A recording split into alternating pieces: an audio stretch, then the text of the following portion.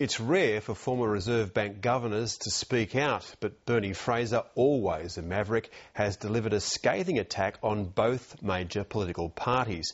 He's a mate of Labor luminary Paul Keating, who made him head of Treasury and then the Reserve Bank. But he's told 7:30 that Labor's now lost its way. He spoke to Stephen Long for this report.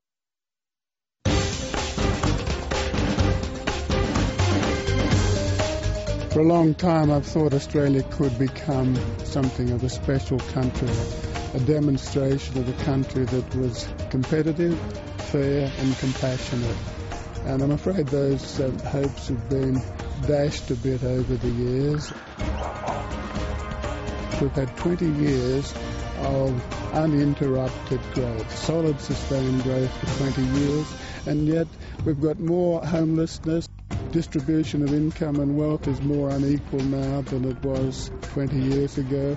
We've got infrastructure, social and economic, that is breaking down and creaking.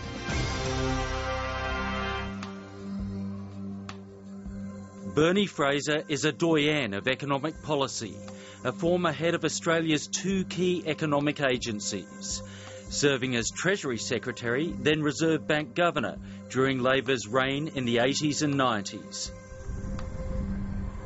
But now Bernie Fraser is dismayed, disillusioned and scathing about both sides of politics. In terms of my benchmark of competence, fairness and compassion, they've both failed, and they're both failing still. And the more distressing thing is I don't see a way out from either side. So do you think Labor's lost its way? Yes. I have a vision for this country where there is a very broad middle class, where people who work hard get fairly rewarded, where there is an optimism that comes with social mobility. He says the budget surplus Wayne Swan will announce next week makes no economic sense. This is another attempt to try to rationalise what is really a pretty poor political commitment to deliver a budget surplus next year, irrespective of the economic circumstances. I think that's a dud policy. With large parts of the economy in the doldrums, subpar growth and hardly any expansion of employment over the past year, Bernie Fraser says now is not the time to be forcing the budget into the black. It just doesn't make sense, because on the 1st of May the Reserve Bank could well reduce interest rates by 25, maybe even 50 basis points. On the 8th of May we've got the prospect of the Treasurer introducing a policy that's going to tighten fiscal policy quite significantly. Though he says if the government hadn't botched the mining tax, it might be a different story. They had an opportunity to take a stance in the budget that would be more defensible with delivering a surplus, and that was to impose a reasonable super profits tax on mining companies. And unfortunately, that's one of those things that wasn't achieved very well, and it's a pretty poor substitute for a decent tax on the super profits of mining companies that we've got. The former Treasury boss and central bank governor says the government's response to the GFC has given government spending a bad name.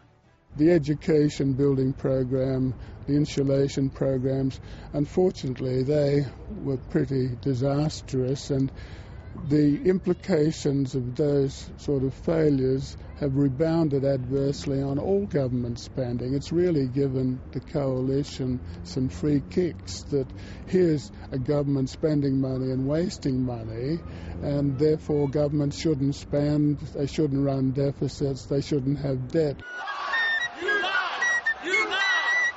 Now he fears Labor's failings could pave the way for a long era dominated by an extreme ideology of small government. To listen to the coalition spokespeople, I hear echoes of the Republicans and, the more extreme Tea Party Republicans, and all this folksy nonsense about governments have to live within their means, governments have to behave like households and like businesses, that government spending is bad, deficits are bad, debt's bad. All this to me is nonsense, really, because governments are not like households, they're not like businesses. They have responsibilities that go beyond.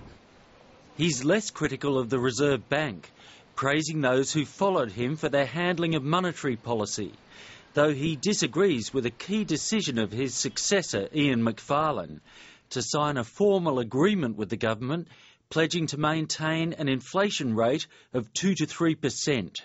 Ian asked what I thought of it, and I said I wouldn't sign a letter like that. Orthodox central bankers don't need any encouragement to give priority to inflation. That's in their DNA.